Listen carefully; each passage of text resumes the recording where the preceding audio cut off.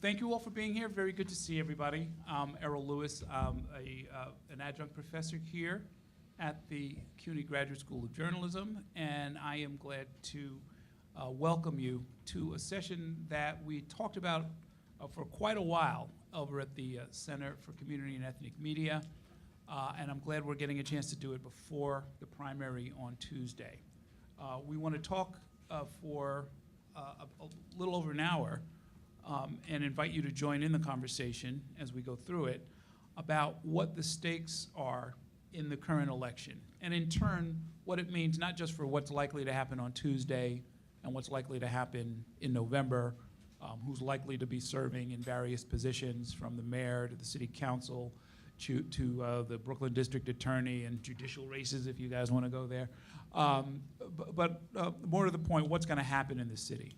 What's the fate of the issues that really matter?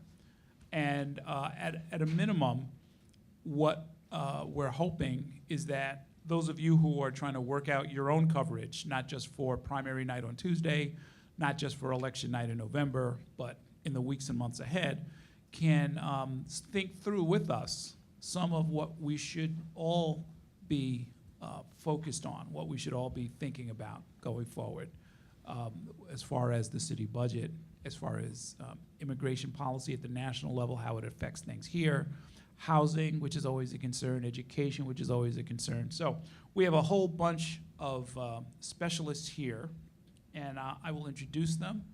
I will ask them a few questions. We'll talk for a while.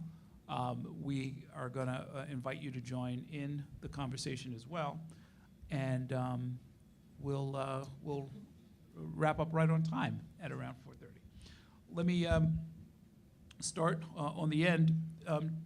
David Kallick is here from the Fiscal Policy Institute. Also with us is Steve Witt, Kings County Politics, who should have been at more of these community and ethnic media events, by the way. Thank you. Christian Gonzalez Rivera is here from the Center for an Urban Future, which is an incredible resource. If you haven't been using it, shame on you. But they generate a lot of really good, smart, thoughtful stuff, and I'm not just saying that because I used to work there. And last, certainly not least, Professor Christina Greer of Fordham University, who you see frequently on television doing battle with all kinds of people on MSNBC and on CNN and on New York One and on and on and on. But I'm glad that my friends decided to join us here. And again, I want to sort of think about this in a way that doesn't get too far off the core work at hand that we all have to do, which is talk to our communities, generate stories, analyze policy decisions, hold people accountable, and otherwise make sure that we're not losing the thread of what really matters for our audiences and our communities. So for example, why don't we start with immigration? We were talking about that right before we came in. We know that New York City, a city of immigrants, is going to be harmed by plans to freeze DACA, by threats to crack down on so-called sanctuary cities, by whatever comes out legally as far as a ban on Muslim immigration. What can officials in New York do? I always wonder and worry about grandstanding, that it's very easy to say, we should force Congress to do this or demand that the White House do that. Any protester can do that. What can the mayor do? What can the city council do? What kind of conversation should we be having in the city? And how do we in the media make that conversation happen? You looking at me? Looking at you, David. Yeah, so that's a good question. I mean, I would say not to be in favor of grandstanding. I do think that there's something important about the symbolism of a mayor standing up and saying we welcome immigrants, as in fact almost, I think, pretty much every mayor we've had has, including Mayor Giuliani in his time before he decided to be interested in national office, was pretty positive about immigrants. I think it's valuable at the larger level to have somebody just saying immigrants are a vibrant part of our city and we welcome them. And I do think at the micro level too. I mean, I saw in Philadelphia, as it turns out, the mayor involved in programs to help local level entrepreneurs in various ways. And one of the things that they had was people going around and basically giving little certificates of appreciation to businesses, and just seeing something with the mayor's seal on it was very important to people. So I think it's, I wouldn't completely discount that aspect to it, although the grandstanding well, let's not call that grandstanding, let's call that the symbolism and the bully pulpit.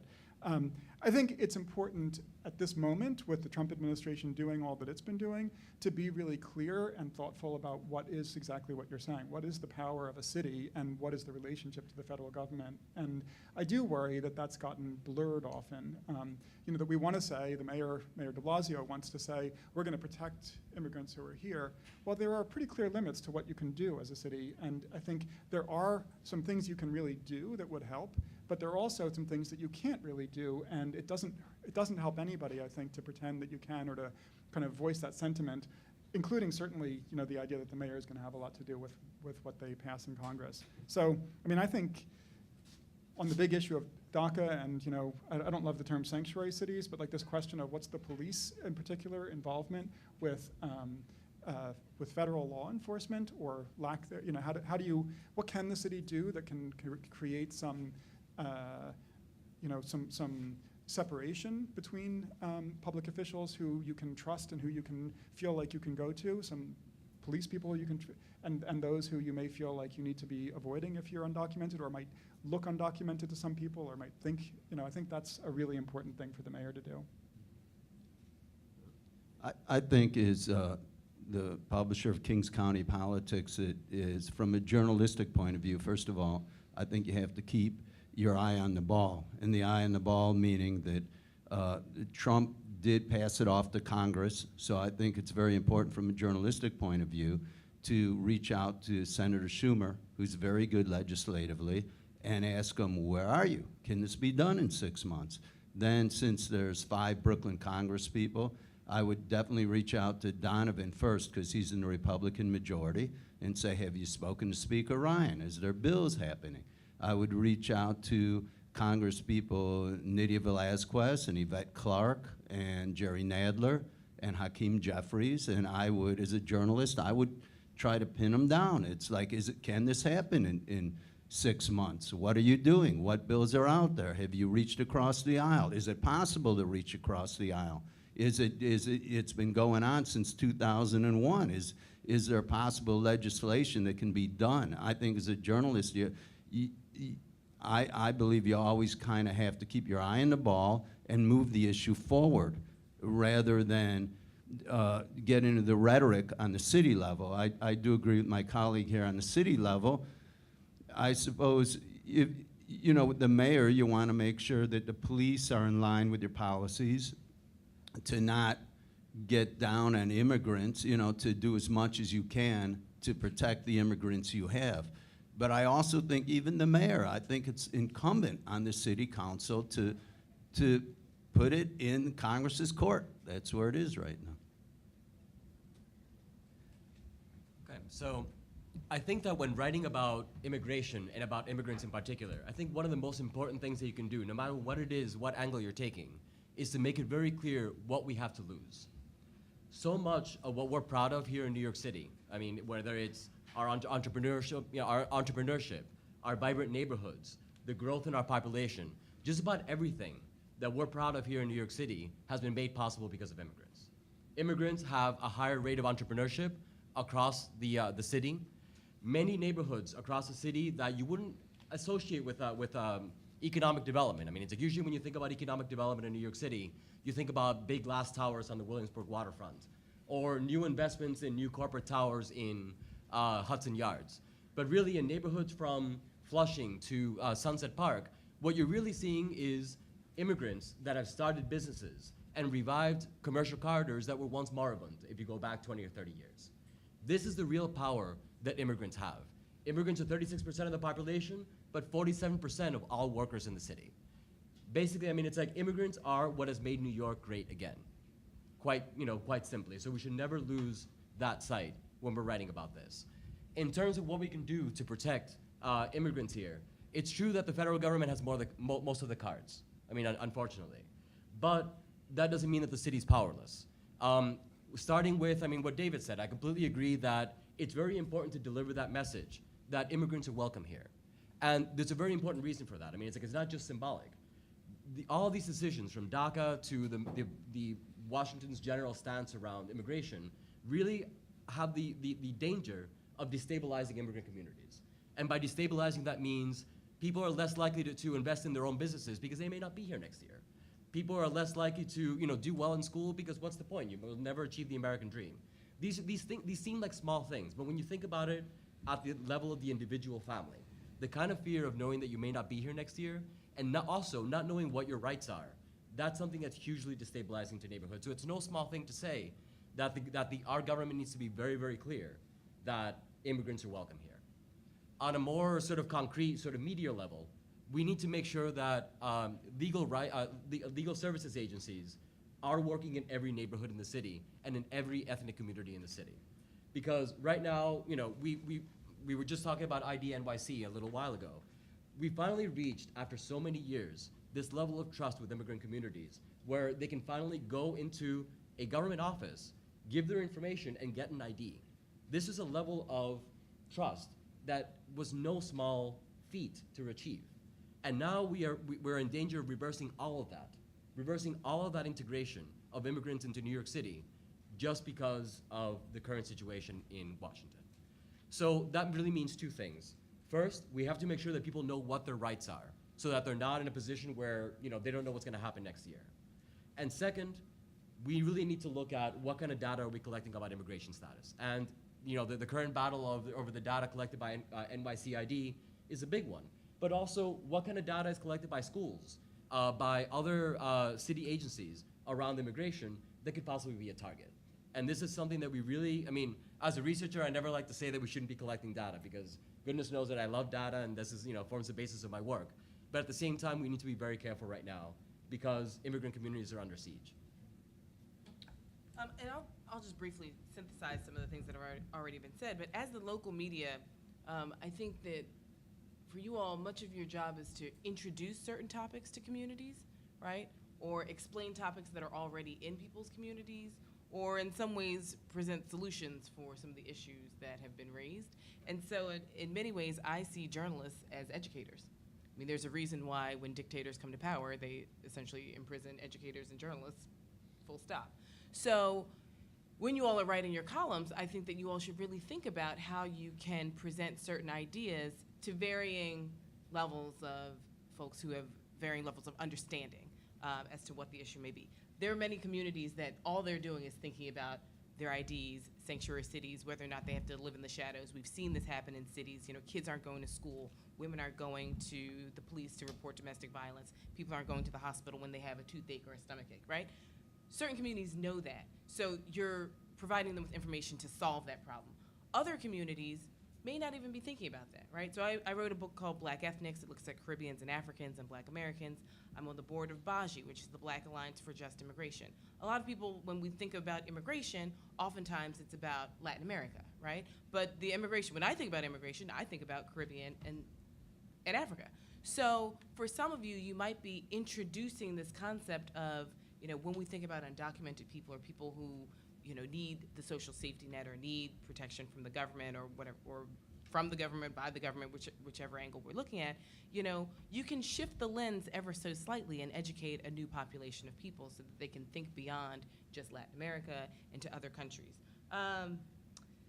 Let's see, I think your job can also be to highlight organizations and resources. So they're going to be either legal services or nonprofits that are doing this work to work on the immigration issue. But there are a lot of people, especially in local media, who may not know that some of these organizations exist, right? So in your stories, I think that you can highlight some of the work without promoting it. I mean, you're not getting paid to sort of work for another organization, but you really can introduce some of the resources that can go to this community. And I agree with David, symbolism does matter. It has to move beyond policy. I believe de Blasio made that speech right after Trump was elected because a lot of people were thinking about moving into the shadows or moving out of New York, right? Not knowing where they should go and what they should do. And so if you're writing a piece, you can highlight the website that the mayor just put out about all the questions about DACA and all the resources that are there, and then add more.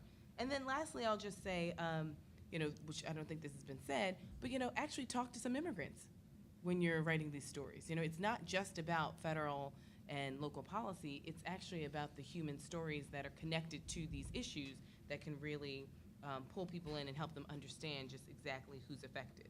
So I'll pause there. Well, I mean, the point is really well taken, I think, about legal services. Because, I mean, a perennial story I know a lot of people write about are the vultures that try and take advantage of people's anxieties and, basically rip them off. Overcharge them, underdeliver. Right. Let critical deadlines go by, and then people are in a worse situation than if they had just stayed home and done nothing. Can I just pick up on that a little bit more? I mean, I feel like I sort of started us off on the negative, like what the city shouldn't do, and I would say I think there's also something positive about the idea that the mayor really could articulate what should the relationship between the police and the local populations be? How do you make crime fighting and even terrorism fighting something about having positive relationships with your local communities? I think that's a model that's much needed. New York can be okay at that when it tries, can be really horrible at that when it doesn't. And I think, and I would say Mayor de Blasio maybe has been on both sides of that at various times. I think that's an important issue to me for this race. And I would say, I think the question, what Christian was alluding to with IDMYC, I think the idea that this was a part of the battle when IDMYC was first instituted some years ago. The New York Civil Liberties Union, which was very much in favor of having the ID, was very concerned about this question of what are you going to do with the data that you collect, and ultimately opposed at that time the idea of doing IDM reluctantly, I think, because they felt like it was a dangerous thing to have all of that data there. It was, I would say, one of the more shocking moments in politics to me to see Assemblywoman Maliotakis say that, sue the city for retaining that data. For what purpose could be imaginable at that moment, other than that we have the names and addresses and information about a number of undocumented people here? I mean, I think it's exactly to the point a number of you were making. I mean, it's both literally, immediately a fear to a lot of people and a threat, but also what does that do to the environment in the community? And what does that do in places? And I think there's a lot of overlap, as you're saying, I think between the concerns of undocumented immigrants, of immigrants who are not undocumented, of African Americans, of people in the city who have lots of reasons to be concerned about what the police know about them and how they're going to use it. Okay. Let's. I want to talk about something that I know is on everybody's mind and anybody who's covering any of the races this fall. Housing, affordable housing. Right. Every candidate promises to support affordable housing. Very few apply actual numbers to specific policies and proposals.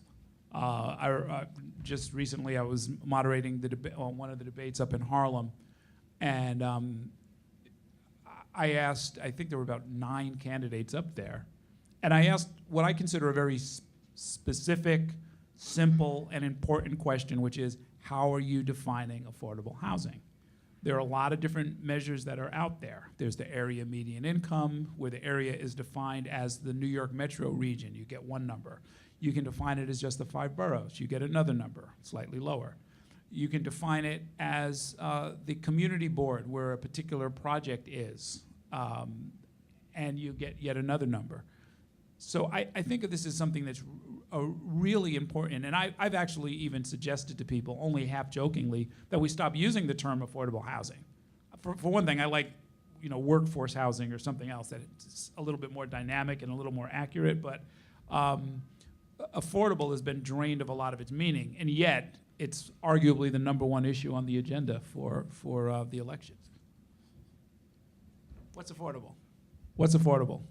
Yeah, looking at you. What's affordable in New York? I mean, everybody. We're not No, I mean, so of course, what you're talking about is of course a big problem. How do you not only have enough? I mean, how do you not only have affordable housing, but make the subsidies go down deep enough that it is affordable to people who really need it? I mean, I think there's a technical question of the kind that you're talking about, but there's, I think, just, the commitment to, are you really, you're really interested in making a place for people who are just, getting started, who are on the lower end of the spectrum. And I think the city has been very weak at that, and it's gotten worse. I will say one thing that maybe you can see as a test of, it's not just about, are you going to put money into this, or, do you have a clever new idea? I think a lot of it is, how much are you willing to demand from developers? Because the story about affordable housing is very different in Detroit or in Buffalo, where you have softer housing markets, let's say. In a place where the housing market is so hot that you have a lot of developers who want to do a lot of development, if you put requirements on them, they will make it affordable as part of what they do. And I think the question is, are you willing to push that and ask them to really do it? I think from a journalistic point of view, just from our local coverage, one of the more interesting issues that we cover when it comes to affordable housing is illegal conversions in Sunset Park and Bay Ridge, because the Asian and Chinese American community has no representation, and there's thousands in Sunset Park, and they need affordable housing, and a lot of Chinese are buying up the old housing. It was traditionally an Italian neighborhood, and they're doing illegal conversions. And at the same time, everybody's saying, oh, it's very unsafe, and it is unsafe. But I don't think a lot of the Asian people that live in these converted housing really want to be there. But there's no affordable housing. And then when you talk to the people and you say, hey, we're having, our Asian population is exploding. There's thousands of Asians here, and they need affordable housing. And the people in the community, the city, nobody's really looking at that. I think when you're a reporter, I think there's two kinds of stories that you cover, and they're both very valid. There's what I call CYA stories, which is cover your ass. When there's going back to DACA, right? The cover your ass story is to cover what the mayor's saying, and you have to cover that, because if you don't, and everybody thinks that they don't have to do a CYA story, it never gets covered. So you need to do the CYA stories, but you also have to do the stories that are nuanced. You have to do the stories that nobody thinks about. I think in journalism, a lot of it's a herd mentality. All the reporters kind of like gravitate toward the thing. But as a reporter, you're always having to look for a different angle. And that's why I bring up illegal conversions, because people talk about AMI. What about the issue of new immigrants at NYCHA? Lori Cumbo, one of the council members, put up a whole big thing. Why are Chinese moving into NYCHA? That's traditionally our housing. But the truth is, NYCHA shouldn't be there for people as a lifestyle. It should be there. You need the housing. You live there. The kids grow up. They move out. They get educated. And the next group should move in. I mean, maybe that's true and maybe it's not. But I think as a reporter, that's a good issue to look at. I think if you have illegal conversions, it's an important issue, because if there's a fire, God forbid, a lot of innocent people could die. But the other question is, the other end of that equation is, where do these people live? The population's exploding over in that particular part of Brooklyn. So what are they saying in the race over there? There's a big contested race in the 38th district. Well, we're in Sunset. Well, actually, that issue is both the 38th and the 43rd, which is Kadir, our reporter who is covering it. And there's a real issue in my mind about what you can maybe call racism against Asians, because they're moving into Dyker Heights and Bensonhurst. It's not only Sunset Park. Mm-hmm. There's a big issue, because the city and the mayor and all the progressives are like, illegal conversions, they're horrible, and they are. But it has to, something has to give them. Well, what's happening when they try to move into Bensonhurst and Dyker Heights? Well, they're moving in illegally. It's illegal conversions. I got you. They have nowhere else to go. Uh-huh. And when Dyker Heights and Bensonhurst is what they call a bedroom community. So they like these low-rise housing, and the people there don't want to realize they might need a bigger development over there. Who's the bad guy in that case? Is it is it unscrupulous landlords? Maybe there is no bad guy. Maybe this is supply and demand, people just in good faith trying to sort of meet an unexpected need. Yeah, I don't think it's necessarily a bad guy. Well, just think I mean, it's a- when somebody burns to death in their illegal basement because the fire department can't get to them, clearly there'll be a bad guy. Oh, true, But, okay. Yeah. but I just mean, is this a question of people unscrupulously and deliberately saying, I will pack in as many people as possible so I can get more rent? Or is it kind of, one-offs, I think small it's landlords? that you're speaking of one half of the equation. You have to look at the other half. The one half is the one-offs, the guy that's trying to pack the people in and make the money. But the other side of the equation is, where is city government here providing housing opportunity when you have no Asian elected officials? There's no movement to elect Asian American officials.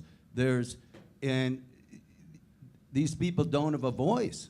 Where are they going to go, Harold? That's the other half of the equation. Well, no, I mean, the question then becomes, right, what should the city do about it, right? So there has to be some minimal level of enforcement so that people are not putting their lives in danger, right? So Right. there's that.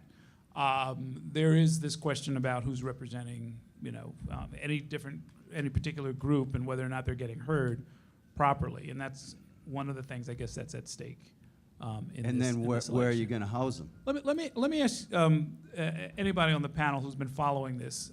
The Bedford Union Armory, which is in my neighborhood, because buried in this question that I raise about how do you define affordable is what happens when people think that the level of affordability is not being met. And in this case, people are defining anything that's not going to provide units that are affordable to the average income. This is Southern Crown Heights, Community Board 9. Average, the median household income in that district is something around $31,000. Actually, between $31,000 and I think $37,000. Not all of the units in this proposed armory project would be affordable to people making that amount, and folk have gone ballistic over the notion that one unit should be built that anybody making $37,000 can't afford. I personally think that's a little bit short-sighted. It is what happens when you bring in private developers. They're going to try and make money. But the reason I raise it is that it implies a certain, buried in the fight, and it's a big, ugly, ugly fight. But buried in that are some assumptions about how gentrification works, about what it means to have units built that the average person in a neighborhood cannot afford. And I think it's a mistake to charge into a story without having examined those assumptions. You don't necessarily have to print them in every story, but you should kind of know what you think is going on, because folk will come to you and say, this is a story about gentrification. The Bedford Union Armory is a story about gentrification.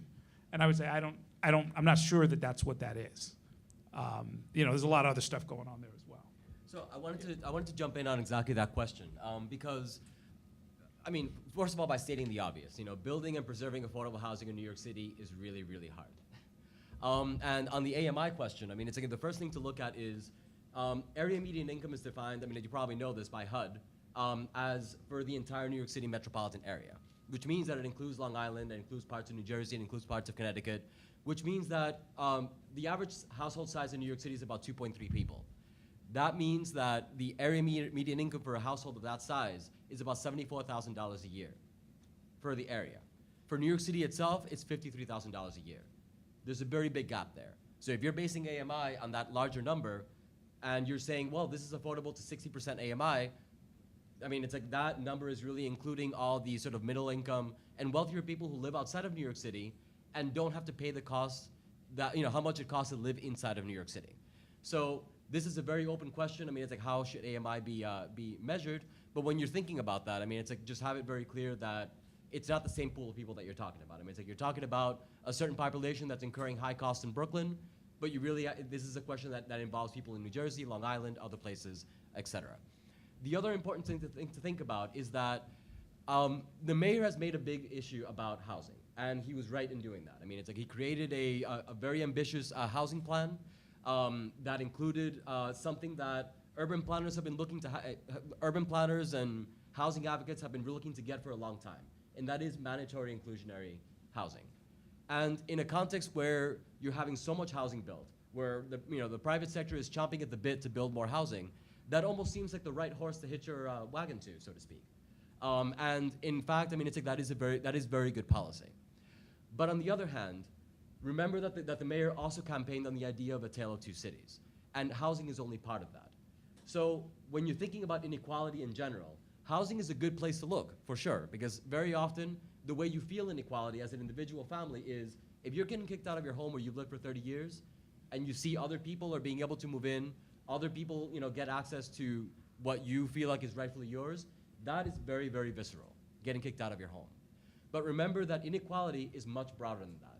And in fact, some of the biggest issues around that have to do with access to economic opportunity. And that has everything to do with jobs. And Errol, I mean, you in your column last week really spoke to this. The idea is that not only should we be building and preserving affordable housing in New York City, that's very, very important, but at the same time, we need to make sure that people have access to the skill building opportunities that they need to make sure that they're competitive in the labor force, to make sure that the increasing prosperity that we're seeing here in New York City is something that's accessible to all those people living in gentrifying neighborhoods, that the people who come in who already have had access to those opportunities can also have, the people that already live there can also have access to that. And we can get into this further, I mean, it's like as we continue in the discussion, but the mayor actually, as soon as he came in, started along that path with their career, with the administration's career pathways plan, which laid out a plan to make sure that people have access to the skill building opportunities they need to be competitive in the labor force. So when you're thinking about inequality, remember, it's never just about housing. It's never just about displacement. All of those things are just a symptom of the greater inequality in the city. And a lot of that has to do with jobs in the beginning, because after all, the best way to afford housing is to have a good job. And if you can't access it, I mean, going back to your question about, NYCHA is supposed to be about, I mean, originally when public housing was conceived, it was about, you get a leg up for a while when you need it, and then you move on to other housing.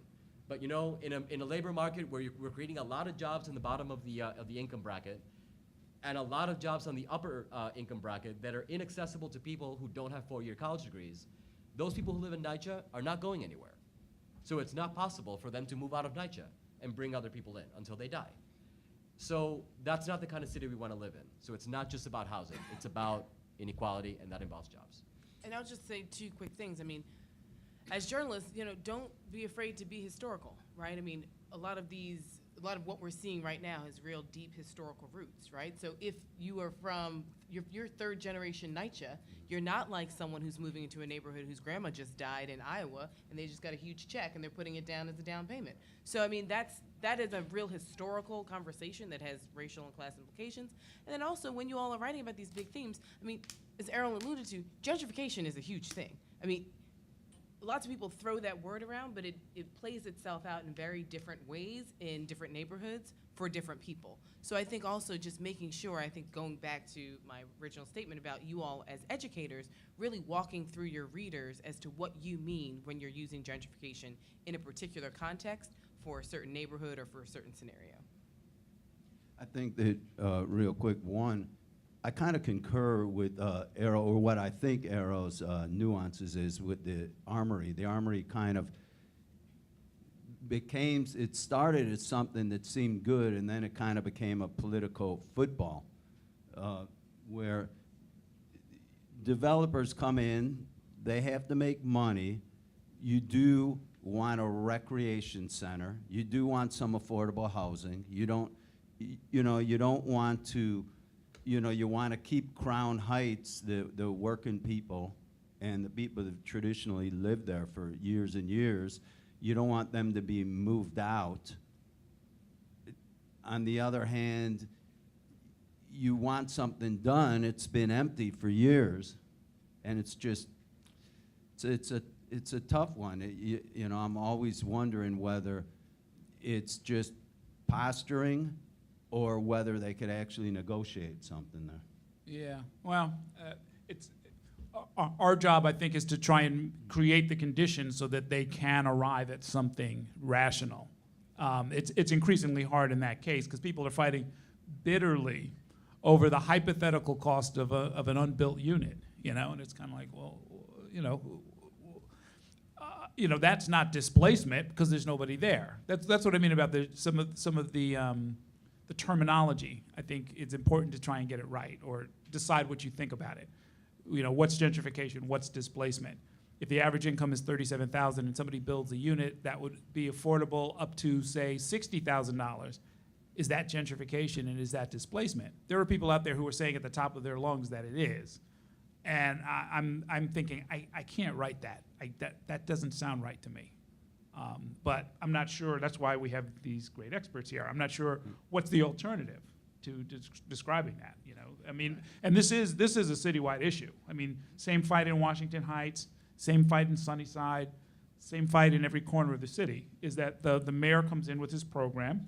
The mayor says justifiably, I told you what I was going to do in 2013 and you voted for me to be mayor. Now we're going to go ahead and do it. The minute the actual project hits the street, there are people saying, well, wait a minute, this isn't affordable, or it's not affordable enough, or it's not affordable enough to enough people. Or enough people of a particular demographic. And I think that's where sometimes the ringing of the alarm can come in. And as journalists, you all can look at some data, right? And don't be afraid of data. But, on its face, we might not say if you make $37,000 and the housing's for $60,000, that may not seem like gentrification to you. But if I look at the data and I say that, okay, well, that means no people of color or no people who have lived in this neighborhood for over, 10, 15 years can actually afford to stay, then I would scream at the top of my lungs, that's gentrification. So, and it's okay if you disagree with your colleagues, but I think, if you are going to use data, make sure that you're using data to support an argument where you have actually spoken to people and use it holistically. I really can't stand when journalists just throw numbers out there like craps, and it's and then they just walk away. And it's well, what do the numbers say to us? What are they trying to explain to us as well? Yeah. Okay, we have some comments and questions here. I'll go through them quickly, and then we should get on to, I guess, transit or some other of the big issues we know are at stake here. Yeah. I have a token, so I want to talk about transit. Couplings made out of tokens. Okay, at the end of the day, are the folks who are hostile toward immigrants ultimately fighting a losing battle? Demographically, where is New York City and the nation as a whole going to be in 50 years? Point well taken. Yes. Yeah, well, I mean, my only somewhat cynical observation would be that for 10 years I've heard the Democratic Party talking about how 2040 is coming, 2050 is coming, and every time they do that, they seem to lose more seats, and ultimately the White House. So, I mean, we'll talk again in 2040, I guess. Do any of the panel members believe that the bigger problem the nation faces is not so much immigration policy issues, but rather the problem of white supremacy and lack of education in this country? There's a strong correlation between hostility toward immigrants and a lack of education. Well, yeah. I mean, I think so. I think that's not, in a way, not really a question or not really a difference. I mean, I think that what we see today, in my opinion, and certainly a lot of my interest in immigration, it's not an anti-immigrant. It's anti-other. It's sort of finding. I mean, so you see the attack on Muslims, many of whom are not immigrants, or certainly irrespective of whether or not they're immigrants or whether or not they're even Muslims necessarily. I mean, I don't know, certainly African Americans and what happened in Charlottesville is just disgraceful, and I think feels very much of a piece with the anti-immigrant rhetoric, even though it was not largely about immigrants. And in fact is framed very much as something about sort of like white heritage, I guess, or some kind of idea of what that might mean. I don't know. My family is Jewish, and I feel like the history of World War II. I thought the big lesson of that was that if they I mean, the famous quote about they came out after the Catholics, and I wasn't Catholic. They came out. I think it's very much a struggle for what this country is, and whether it's a rule by a majority over a minority, or whether there's some kind of more inclusive way of thinking about it. And in some ways, maybe that's a little bit of your aside about the demographic question. I mean, I think one of the questions that seems to me very interesting politically is if you could look forward to 20, 30, 40 years from now, I think you've all seen the projections of how many black, white, Hispanic, Asian there will be. But I think the question is, how will we define what's white? How will we define what's the majority? And that we've seen that change over time in our history. And I think it could be that even though there are bigger numbers of people who are not what we now would consider white, it could still be that there's a newly defined majority group that could still see the other people, whoever those are defined as being other, as being a threat that needs to be suppressed. I just want to quickly say, going to Errol's first question, demographics aren't destiny. And we've been saying, oh, we're going to be majority. I hate the phrase majority minority. It's like I'm a double majority globally. But we're going to be majority people of color, by a certain date. And that, I think, we'll always find new white people, right? This country is built on anti-black racism and white supremacy. That's it. Those are facts, not opinions. So I think we'll figure something out. But I think the education piece is really important. When you think about Charlottesville or the people who voted for Trump, you can tell yourself that they're poor and uneducated, but the demographics and the statistics point to a totally different number, right? The people who were in Charlottesville had PhDs, some of them were professors, many of them were teachers, they were educated people. So I think we try and throw it all into, the Hicks coming out of the mountains with, no teeth, and it's like, that's not the case, right? These people have jobs, real jobs, right? Some of them have pensions that they're complaining about. So I think that this kind of immigrant hostility, lack of education binary is usually set up, but I think if we look closely, it's false, right? If we look at the types of people who voted for Trump, he didn't get all just poor people. He got lots of middle class and, quite frankly, upper middle class people who were hiding behind economic anxiety, but pretty soon they're hiding behind sheets. So we have to really ask ourselves what that means if we're putting everything on the poor, uneducated folks, where they are a very, very small portion of people who are essentially propping up this agenda. Just think about the numbers of executives who are still, and elected officials, who are still ride or die with this president. And slowly but surely, after each egregious incident, one will come forward and say, okay, well, that's the final straw. And it's like, really? That was your final straw? It's September, right? So, I think we have to ask ourselves how we view, especially as New Yorkers, sometimes our elitist assumptions about, say, rural people or uneducated people. I have to completely agree with this because, to start, our organization, the Center for an Urban Future, has been, writing about immigrants for a long time, writing about the benefits of immigrants in New York City. And in fact, it's like we started this whole discussion by, talking about that. But at the same time, we can't lose sight of the fact that this is not an economic question. Pulling the rug out from underneath all those, the people who qualify for DACA, that is not an economic question. I think it's pretty much well established that immigrants have built New York City, that immigrants are contributing to the economy all across the nation. So it's not about economics. It's really about racism. It's about people in Washington who don't want people with my last name or last names like mine. Basically, Last name again? Gonzalez Rivera. So okay, it's like you sorry. can't get more Latino than that, right? So people with my last name and people who look like me and like many of you that are out there and some of us up here as well, basically contributing and also benefiting from the economic prosperity of this nation that we helped build.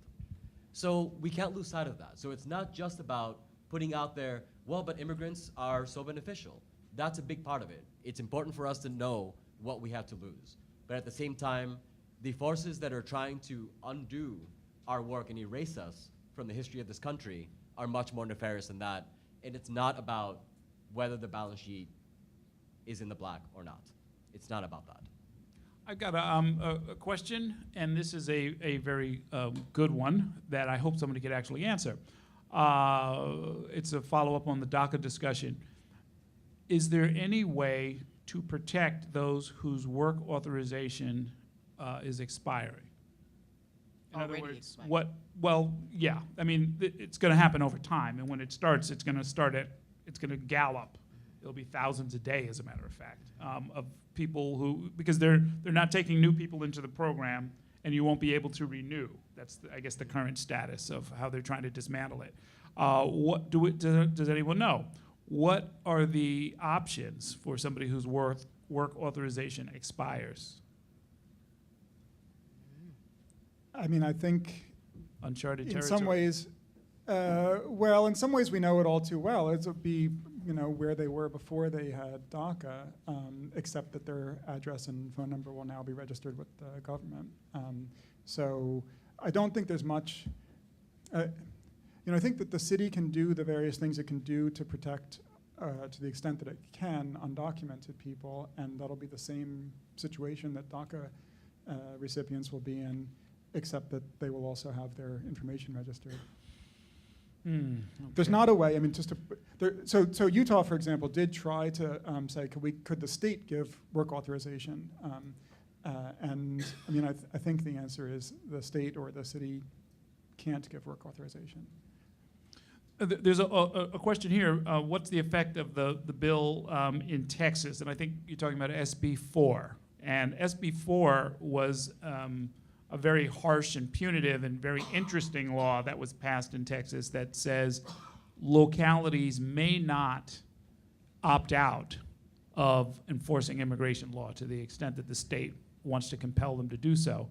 And it's got harsh penalties. There are mayors in Texas who are saying, you'll have to put me in jail. And the law actually allows for them to be put in jail for not going and chasing down immigrants who are suspected of being undocumented. So that is a big showdown that is coming. We'll see how it all plays out. Yeah, I mean, just to jump in on that, I mean, I think that puts also the local officials in a really, between a rock and a hard place, because on the one hand, the state is threatening, as you say. On the other hand, they can be sued in federal court for, Fourth Amendment violations, for not, you can't just go after people without some kind of responsible approach. So I think, and there have been, I mean, in relationship to ICE detainers, for example, I know there have been a number of lawsuits where there have been big settlements or, big judgments against localities for just abiding by what ICE was asking them to do because it was considered to be unconstitutional. Yeah. Okay, let's talk about transportation. The summer of hell is over, I guess officially with Labor Day. The infrastructure needs are not over. The money needed to create a comprehensive fix of the subways is kind of a moving target, but some of you, I'm sure, have figured out what that amount is. And what are the choices of where it can come from? There are lots of different proposals that are out there. So let's work our way through them, right? There's congestion pricing. Let's explain what that means, that sort of a thing. But let's start with how much money is needed to fix the subway system. Anybody have that number? Yeah, well, as it happens, the Center for an Urban Future did a study where we did calculate that. So it's about $13 billion right now that New York City Transit is going to need for the subway system, and that includes the big upgrades of the signaling system, which would allow more trains to be run on the same track. And that, I mean, we actually calculated a bigger number, which is $47 billion, just to bring all of the infrastructure in the city, which is not just the roads and the bridges and the subways, but also our schools and our hospitals and all the civic infrastructure as well. All of that together, if you take all those capital costs, just to bring it up to good working condition, this is not building anything new, just to bring it up to good working condition is $47 billion. And of that number, that $13 billion for the subways is the single biggest chunk. Wow. So. Okay. So that's a lot. It's a lot of scratch, right? So the proposals that are out there, we've heard the mayor says he wants to impose a millionaire's tax on the 32,000 New Yorkers who make, I think it was $500,000 if you're single and $1 million or more if you're in a family. That's one proposal, which has been declared dead on arrival when it gets to Albany, because the city can't do that on their own. It has to get something like that can be suggested by the city, but it has to be approved by the state legislature. Unclear what its fate would be. The other proposal is congestion pricing, and in particular, this Move New York proposal has gotten a lot of attention. It's not the only way to do congestion pricing, but can somebody explain the Move New York? It's generally speaking, the Move New York is a measure where they will charge outer borough residents toll to cross the East River crossings.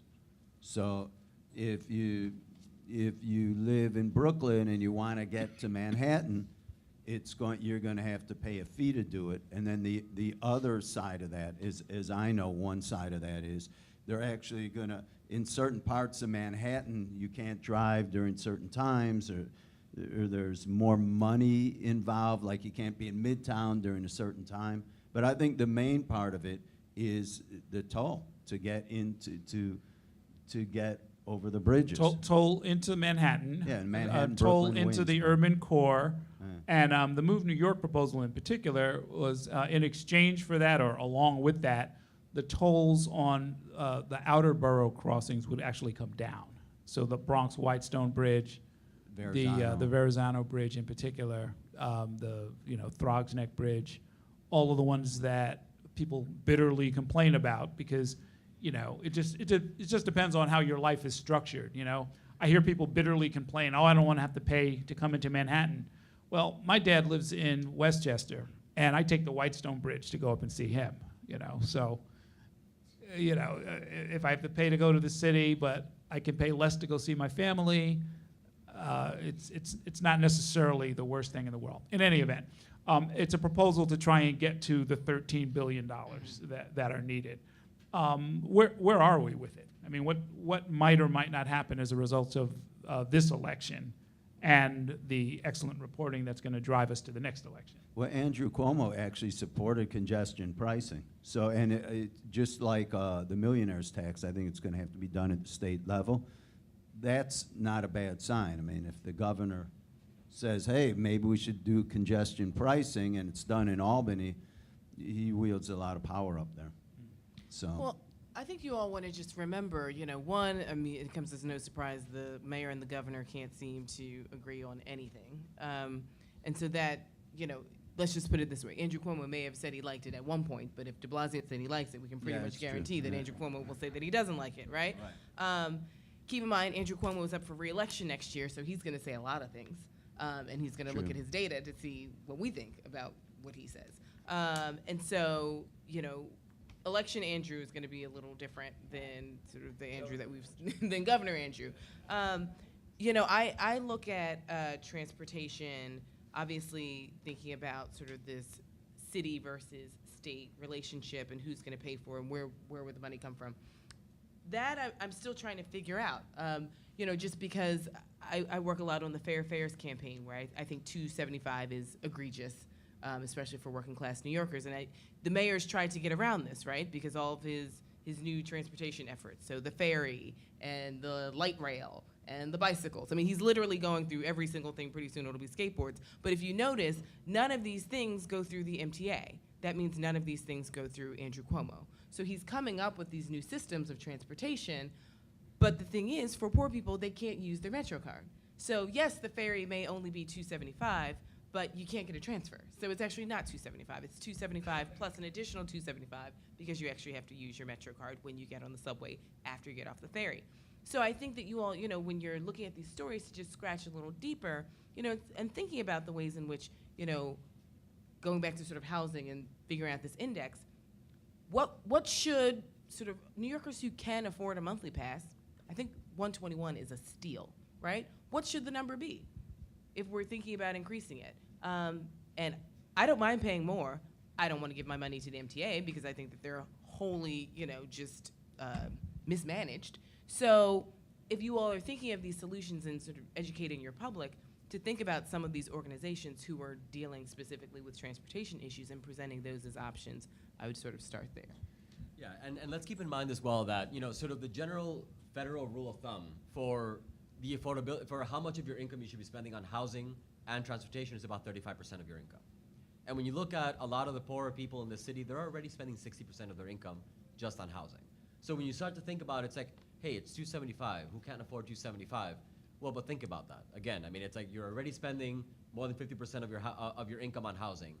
Anything additional that you have to spend on, that you have no choice, very often that's, how to get to work on the subway, that's an additional burden. So just, that's an important thing to think about as well. Without the luxury of paying for the monthly pass, so you're paying daily rates. Exactly. I mean, if you can't pull up the cash, I mean, it's like, to buy that monthly Metro card, it's going to be expensive. I mean, it's like any little bit that you add on top of that. Who So remember, paid for the Wi-Fi? I'm curious. in the subway. You know the That answer was- to every question about who paid for it. No, I was Staring you in the mirror. No, but was it a city initiative or a state initiative? Does I think the anybody know? MTA just got their act together and finally just did a shortcut to get it done. In fact, I just had a little bit of a criticism to both the mayor and the governor separately about the proposals. I mean, I think, to me, congestion pricing, so you're describing the East River toll issue, but congestion pricing, I think the idea is actually about reducing traffic, right? And the idea is that the prices will be different at different times of day to try to even out the flow of traffic so you don't have such huge congestion. It implies the East River because you have to then have the whole island covered somehow, and we don't currently have East River tolls. But I think, so I think to use that as a way of gaining revenue, well, kinda, maybe. I mean, maybe that's gonna be inevitably part of it, but toll, I think, and I'm not against doing that, but I think it's fundamentally about traffic management. It's not, I mean, at least as long as you're talking about congestion pricing, it's not fundamentally about raising more revenues. I think the way to raise more revenues would be through taxes, and I would say, certainly the people, it's like Willie Horton supposedly was asked, why do you rob banks? He was a bank robber. Why do you rob banks? And he said, well, that's where the money is. I think that's the reason that you tax the higher income people in New York is we have this incredibly polarized economy, and that's where the money is. It's going to be, it has to be, if you're talking about an income tax, it has to be decided at the state level anyway. It seems to me like it ought to be a state income tax, which means that then not only would New York City high income people pay it, but so would people in the rest of the state, and also people who work in New York City and live in New Jersey and Connecticut would pay it. And I think that would make a lot more sense. Commuter tax, yeah. Well, not a commuter tax, an income tax. It would be an income tax. So, it could be a commuter tax, sure. Yeah, you're not going to get a regional income tax, though. It's just an income tax. So Yeah. if you have an income tax at the top level, you're also talking almost entirely about New York metro area. It's almost nothing in Buffalo, Rochester, Syracuse. But at the same time, let's not forget, it's like this is an important part of this discussion that the state runs the MTA. Everybody knows that, right? It's like, so. Well, Andrew said that he didn't have anything to do with it. For the past 50 years, the state has run the MTA. It's like, there was a pitched battle 50 years ago, over that, between Robert Moses and, well, that's a whole story in itself. But at the end of the day, the state runs the MTA. They cannot abdicate their responsibility for this. Yes, it's like, we can raise some of our own money locally to make sure that this work gets done, to grease the wheels, et cetera, et cetera. But at the same time, as journalists, one of the important things that you can do is make sure you're beating the drum to say, no, the state runs the MTA. It's your responsibility to make this investment. The state runs the MTA, and I will say, I think you're right, that you need something like $13 billion. There's a huge investment that's needed to make the MTA function. And without that functioning, the city is in real trouble. So as much as I agree with Christina, there are management issues. I don't know how you solve the problem without getting a lot more money into the MTA. Well, because right now, whatever the city's going to put into it is equivalent of like bake sale money, right? And so we have to obviously, make sure the state puts it in. But I'm saying, if you're asking me as a citizen to pay more, I am willing to pay more, right? I have a job, and I think I should. I think 121 is a steal. I don't feel comfortable giving that money to the MTA because it's so poorly run and so poorly mismanaged by people who actually don't take the subway. So if there was a third-party entity, this is what think tanks are here for, to sort of think about these solutions. Keep in mind we have one of the oldest subway systems in the country, right? Boston's older than us, but we're after that. Everyone knows that, fixing the subway system is like, changing the tire of your bike during the Tour de France, right?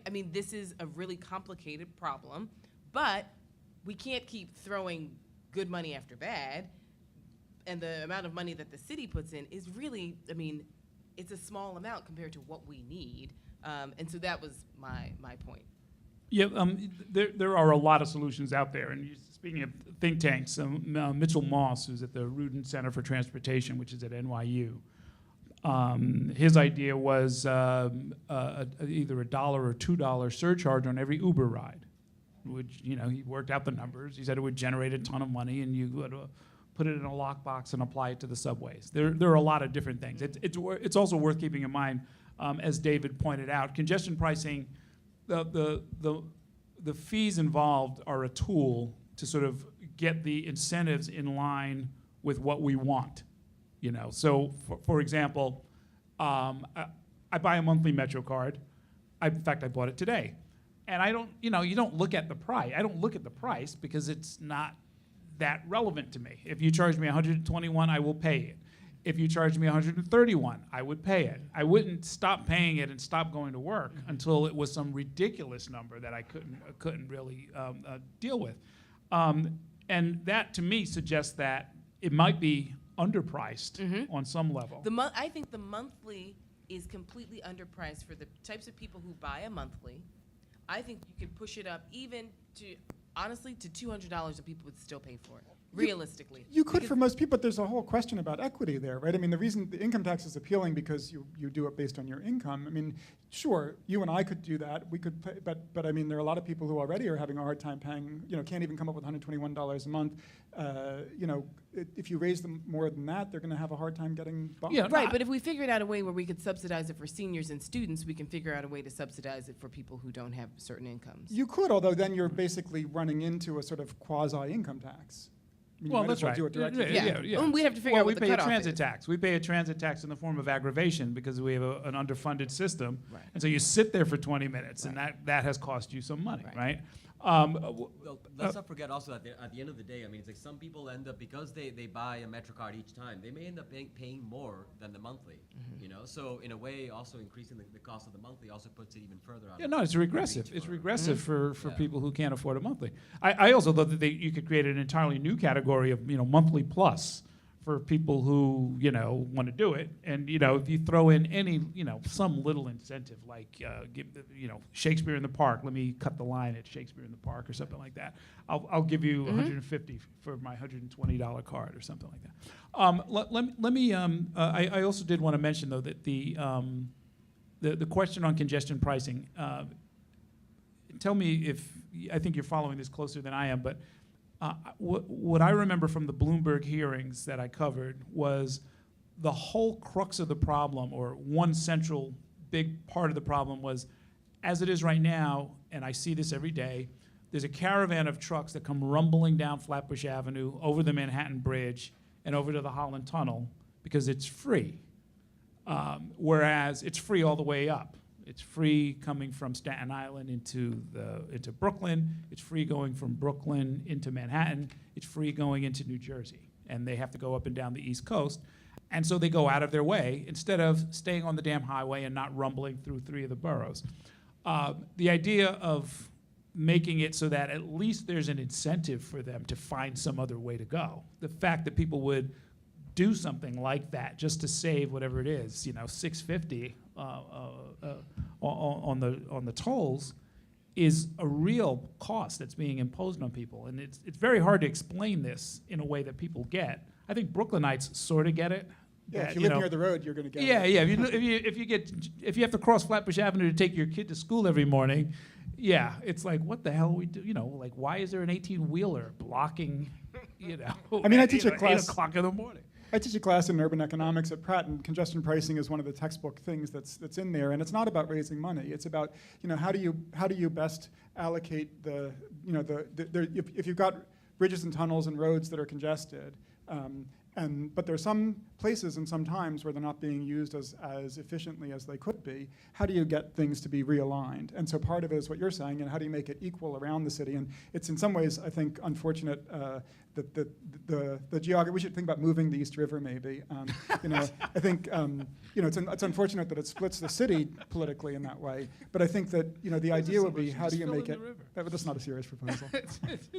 Although Dan Docktroff at one point proposed filling it in. Yeah, well, that's about as likely as getting congestion Anyway, pricing through Albany. But I think that the idea to me fundamentally about congestion pricing would be, how do you use that as a tool to make traffic more sane? And so part of it is what you're talking about, like, don't get truck drivers driving long routes that they would never drive otherwise, just so they don't have to pay the toll. And the other is, how do you get some of the people who could come in at 2 or 3 in the morning when it's not so crowded, and take them off the roads at 8 or 9 in the morning when it's really crowded? And that's the notion. You have to make the toll high enough that it really makes a difference in the peak times, but also low enough that it makes a difference in the other times. And you could do that. You could decide to do it without raising any money, right? You could make it complete, or you could decide to do it and raise some money. But that's sort of a separate question, I would say. And you think it wouldn't work, but if you know your own behavior, like, how many people will circle the block 6 times instead of paying 50 cents at the meter? It's just like, you're just like, I don't want to do it, and you've got the 50 cents, but you just don't want to do it, right? So you give people even a mild financial incentive, they start to change their behavior. This is a question for any panel member. Christian Gonzalez spoke about the power of immigrants in economic revitalization. Do you think it would help if New York's congressional delegation actually sponsored congressional hearings where immigrant stories of how they helped bring about New York's economic revitalization got to be heard nationally?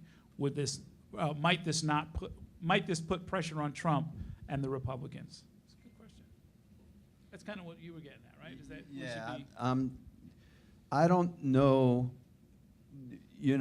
going back, and I didn't want it, the whole white supremacist thing, that I think that one of the biggest divides is between urban areas and the flyover states. I really believe that. I think that the election, they're called flyover states. There's California, there's New York, and then there's the flyover states. We don't really care. Let's just call them white supremacists. Some are educated, some not. And I think that's what turned the election. And I think that if you have Congress members say, well, New York's got revitalized because of immigration, it would sound good, but I think the flyover states would be, well, that's New York. I mean, New York's elitist. They're educated. The impression, if I was going to put myself in their shoes, just for a second, think how maybe they think, they kind of think, well, New York's a bubble. I mean, even Saturday Night Live had that thing about Brooklyn being in a bubble. So I think more important than holding a hearing is Congress needs, and they need to pass a law where the dreamers become legal, where all the people that are here undocumented become legal. There has to be a pathway. And I think that it's better put as a journalist to put pressure on Congress and the local that you're covering, whatever area you're covering, to really pin them down and say, how are you working to get this done? And in 6 months, I agree, if it becomes, and it could very well be that, then that's another fight that we have to take. Because as a journalist, we need to, at least I feel, we need to protect these undocumented that are going to be losing their job. But for now, the fight is in Congress to pass this. Well, I mean, you're right. I mean, it's, the hard battles are the ones that need to be fought, and that's really important. But at the same time, it's like, I don't think that the benefits of immigration are just here in New York City. Right. In fact, I mean, one of the biggest stories of the past few years is that immigrants are no longer just going to gateway cities like New York and San Francisco and LA when they come to this country, but they're actually going to places like Alabama and Texas and places where you say, it's like, why just had to go there? Well, I agree, we should do it, but I thought the question was specifically how it's helping New York. But you're absolutely right. I mean, places like Cleveland, Detroit, I hear is getting a lot of immigrants. But the question was specifically New York. And I thought if it's like to make Congress members in New York say, oh, look how great our immigrants here are in New York. If I was an Alabama congressman or an Indiana or a Michigan congressman, I'd be like, oh, another New York, Yeah. No, I mean, yeah, but I mean, it's beyond New York. I mean, it's something that should be national because, immigrants have been toiling away, basically creating the backbone of the economy across the nation and not receiving a lot of credit and also not speaking up enough. And so in places like New York and California, the elitist places as you call them, immigrants have been speaking up, but that needs to happen really across the nation. So that's not a bad idea. There's a way to split the difference. I mean, we did an immigration special on New York 1, and the most fascinating part of it to me was up in Buffalo, where there were these African immigrants who had, enough had arrived that they'd, done what we do, right? You chain immigration, first the brother, then the cousin, and then you get a little market going, and there's a lot of entrepreneurial energy. And they're helping to revitalize the town. I mean, it's just amazing stuff. I actually think that. And Buffalo in particular looks more like Ohio than New York. But I think as journalists, you all just need to make sure you remember. I mean, Pittsburgh, Detroit, Cincinnati, all these places are essentially, like saying immigrants, please come. Like we're a sanctuary city, and we really want your your brain power, your manpower, all this other stuff. But I mean, I always get a little sensitive also with some of these stories because it's this like immigrant story. It's like, let's not also forget about migrants as in Native Black Americans, because sometimes if the story's not done well, then it sets it up with, you know, hardworking immigrants versus lazy natives. And there are a lot of natives who were stuck in these cities when there was white flight and middle class flight, who essentially kept a city afloat when everyone else abandoned it. And so now the cities are saying, immigrants, come, we can make it a great city. And you've got black folks who are saying, well, I've been here, trying to hold the city together. So I think just, you know, be careful with the immigrant narrative of, you know, we're the ones who were doing it. It's like, well, there's people who are 400 years who were doing it too, just, you know. Yeah, I would say, I mean, Didn't come I think there's, with- mostly with immigrants the are. same forward excitement, enthusiasm, possibly. Totally. I think, I mean, immigrants, I think the most important thing about immigrants in economic revitalization is they're people, right? And a lot of the cities you're talking about, Detroit, I mean, I've been doing a bunch of studies and work there, Detroit, Pittsburgh, Cincinnati, Cleveland, Dayton. Their biggest problem, like in New York's was in the 70s, was losing population. And who's coming to those cities? There are not a lot of immigrants. I think it would be an exaggeration to call them, you know, the central part. But it's the only place where there's growth is in the immigrant population. So it's not that immigrants are more, and you know, there's some differences. I think immigrants are a little bit more entrepreneurial. Immigrants, you know, may have some, you know, some different characteristics. But for the most part, I think that's not what the difference is. I think what's important is that you're seeing. You know, revitalization of neighborhoods. People are willing to take a risk on building stores and building on what's already there. So I think you can. I think it's also politically, what you're saying is it's economically true. What you're saying, it's also politically critical. That there's no way you're going to have a city like that, you know, be able to be really receptive to immigrants unless you're also having a way of thinking about how is it going to lift the lower income and African American and Hispanic communities that are already there. In our last couple of minutes, I wanted to bring up a couple of things. One is Juan Gonzalez's new book has an important number in it that he has calculated. He went through and calculated the value of the major reforms by the de Blasio administration. Like, we know that there's a rent freeze, and so he says, well, what would the rent have been if it had gone up 2% or 2.5%, whatever it's been in recent years? And he puts that number aside, and then he adds to that number the increases on all of the stalled and frozen city contracts. That's another number that he puts in, and on and on and on he goes. And he came up with $21 billion, and it's not a perfect number. The scholars here, I'm sure, could probably sharpen it. It might be smaller, might be bigger, but it's an important, I think, sort of metric that the mayor has chosen not to use. But we can, in individual cases, you can sort of not lose sight of that, because I think that's going to explain a lot of what happens on Tuesday. You know, when people are going to say, well, why did the mayor win? It's like, well, I don't know any other politician who put $21 billion in New Yorkers' pockets in the last 3 years. Maybe that person should have run if they exist, right? So there's that to keep in mind. The other thing, though, I wanted to close on with the panel is we're at a moment where the very progressive mayor and the very progressive city council are essentially, if you step back a minute, there are a lot of little fights that are going on, different fights, but essentially they're all about to get voted back into office. I mean, that's one very likely forecast that you could make about Tuesday. What does that mean for New York City? Well, I mean, we know that, you know, in Congress there's a 93% incumbency rate. I think that we need to look at the really abysmal numbers of turnout, right? I think nowadays, if you have your base, one is sort of candidate selection. We know that women and people of color are getting cut off at sort of these like party levels, right? And so they're not even getting into the pipeline. So you have sort of same olds, and they're not really jazzed about bringing lots of people into participating on September 12th, right? You know who's gonna turn out for you, and that's pretty much all you need.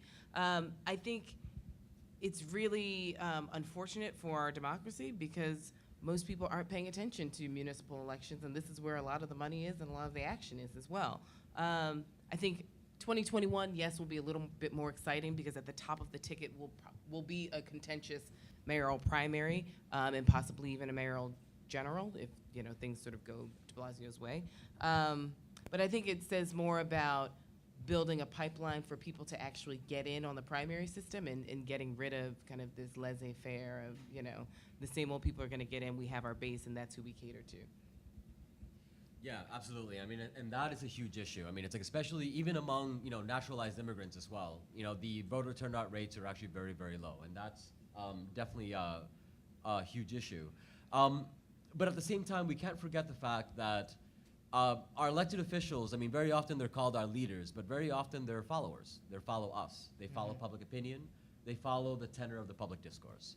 And all of us in this room are part of that. That's right. So we are the ones who can hold the elected officials accountable for what they say they're going to do and what they ought to be doing, and to make sure that we put what they're saying into a context that really shows whether it's a nuanced policy that they're putting forward or if it's not. And so really our work is more critical than ever. Even, I mean, it's like no matter how, voter turnout turns out, even if everybody, if basically the slate does not change by the end of this year, we have to make sure that we're keeping those people accountable. That work does not change. Absolutely. The thing about Rikers, I guess, is the perfect example. Right, exactly right. Everyone said it could be Yeah. done, and Rikers, it's like now it's on the table. Exactly. No, I think when I read that thing by Juan Gonzalez, and I'm very skeptical, I was like, yeah, it's a good point. It actually turned me towards it, de Blasio, and I'm a very skeptical reporter, but I thought the rent freeze, more than anything else, probably saved a lot of people money. I used to be in rent control apartment, and so. But that being said, I think that we still have to be watchdogs over government. I agree there's a very low turnout. It's going to be like 8%. In Brooklyn, where we cover, there's 2 races that are open seats in Brownsville and in Bay Ridge. I think in Brownsville is probably a more, it doesn't get the publicity, but the mayor just came out and endorsed down. I guess the rule, they say, is to endorse up. But he endorsed down Alika Samuel, and he's also coming out with a Brownsville plan. And there's an issue there, like East New York, is this mandatory inclusionary housing actually further gentrifying these neighborhoods and not keeping these communities of color intact. So there's a question when he endorsed Alika, the other people are saying, is this a rubber stamp? Does that mean he's going to put all the homeless shelters in Brownsville and Crown Heights, which he's been doing? So, there is some nuanced things and fights within the progressives that we have to look at. And I really look at Brownsville a lot, because Brownsville, a lot of journalists, they do like a Times, like a parachute journalism thing, or daily news. They'll drop in, do one story and leave. But I think that there should be more coverage in neighborhoods like that. And I think part of the reason there's corruption, William Boylan's in jail, Diane Gordon had a, Diane, right? Yeah. Had a problem. And here you got an open race. You have the mayor doing this Brownsville plan. You have East New York, mandatory inclusionary housing. And there's a real concern among the longtime black people that have lived there, that are mainly African American, that maybe the mayor endorsing one candidate could be like a rubber stamp. So stuff like that, I think, is a very nuanced thing to look at in these elections.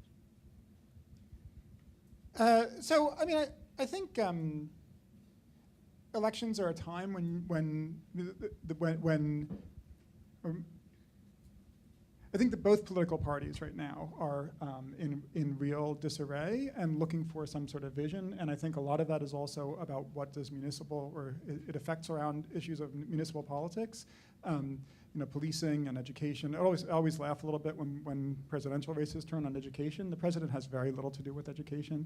I think some fundamental questions about how our society is going to be around the country, and in New York City, of course, especially. And I feel like, it doesn't seem to me like we've done as much as could happen with this race to really push the candidates, and I think especially the mayor, around those fundamental questions. What is your philosophy of policing, and how are you going to make that happen? What is your philosophy of education, and how are you going to make that happen? What are you really doing around affordable housing is probably one of the areas where there's been more coverage, and still, it's kind of lost about what exactly has he done, the Juan Gonzalez number, and also what did he promise that hasn't happened, and how do we think in a city like New York about I just want to add real quick, gentrification? I'm sorry about this, but another endorsement I found was very funny, was the mayor endorsed Matthew Eugene in East Flatbush.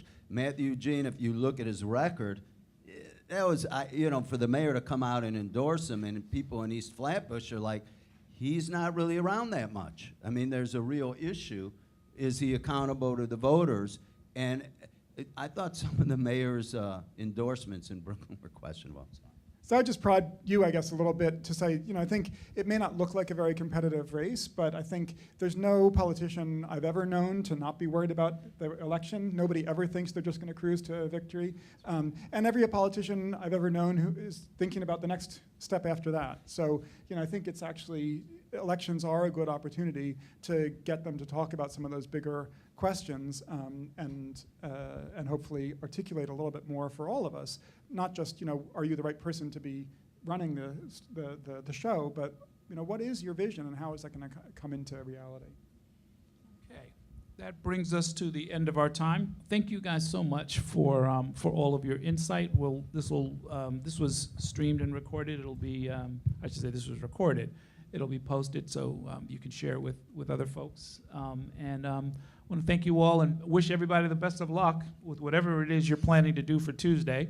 I've got some stuff. In fact, I'm going to run right now. I have to do one last debate, the Democratic primary in Staten Island, and that's going to happen on the show, my show tonight. And otherwise, we will see you in the papers and see you at the next event. Thanks a whole lot.